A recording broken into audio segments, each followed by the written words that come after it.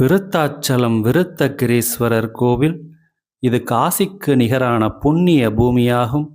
இங்கே உயிர் துறக்கும் மனிதர்களின் வலது காதில் பழமலைநாதரே, அதாவது சிவபெருமானே, சிவாய நம என்னும் 5 எழுத்து மந்திரத்தை உபதேசித்து முக்தி அளிப்பதாக ஐதீகம்.